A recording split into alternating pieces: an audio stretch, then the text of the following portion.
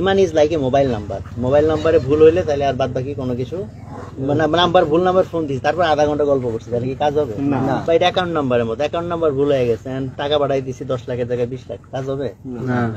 তো এই জন্য ইমানের মধ্যে কোনো ছাড় নাই। ইমানের আন্ডারস্ট্যান্ডিং ইজ ভেরি ইম্পর্টেন্ট। যদিও মেজরিটি মানুষ আমরা আজকে আধুনিক শিরক ব্যাপারটা বুঝি না, আধুনিক ইমানের সাথে সেকুলারিজমের সংঘাত আমরা বুঝি না। তো এটা একটা ইম্পর্টেন্ট জায়গা, যে কারণে আমাদের প্রচুর মানুষ আছে আমরা ইমান হারাই ফেলছি, বাট আমরা জানি না যে আমরা ইমান হারাই ফেলছি। আর আমলের গুরুত্ব নিয়ে কথা বলছেন, বিশেষ করে রিসেন্টলি আমি এটা নিয়ে অনেক এমফেসাইজ করি। একটা সময় আমি প্রচুর বই সাজেস্ট করতাম মানুষকে। তা আমার কাছে রিসেন্ট টাইম মনে হচ্ছে ইলমের ব্যাপারটা একটা ফিতনা হয়ে গেছে অনেকের ক্ষেত্রে। একটা হচ্ছে আমি যদি আলেম হওয়ার জন্য টার্গেট, একটা হচ্ছে বেসিক ইলম, এটা তো ফরজ, সেটা তো সবার লাগবেই, যে বেসিক ইলমটা আমার লাগবেই, সেটা নিয়ে তো কোনো কথা নাই।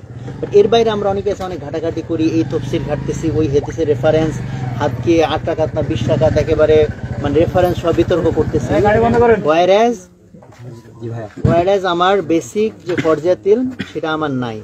আর আমি যদি আলেম হওয়ার এফোর্ট দিতে চাই, এটা একটা সিরিয়াস এফোর্ট, এটা ক্যাজুয়াল এফোর্টে হবে না।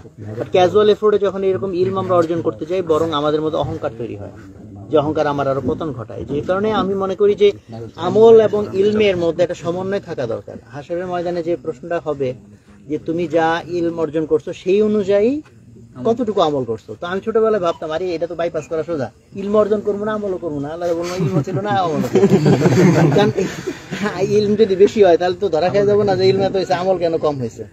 তো বাট এই প্রশ্নটার একটা হাকিকত রিসেন্ট টাইম আমার কাছে খুব ফিল হয়, সেটা হইতেছে যে আমি ইলম বাড়াইলাম বাট আমার আমল বাড়াইলাম না, তাইলে এটা একটা প্যাস খাওয়ার মতো বিষয়। কারণ সাধারণত তখন আমার ধারণা একটা অহংকার পয়দা করে দেয় মানুষ। ইলমের একটা গরম আছে, যে গরম আমল দিয়ে ঠান্ডা করতে হয়। এই জন্য আমলের যে গুরুত্বের কথা বলছেন, ফরজ নামাজ না, জিকির আজকার এবং গুনাহ থেকে বেঁচে থাকা। যদি বলা হয় যুবকদের জন্য পরহেজগারি কি, আমি বলবো গুনাহ থেকে বেঁচে থাকা।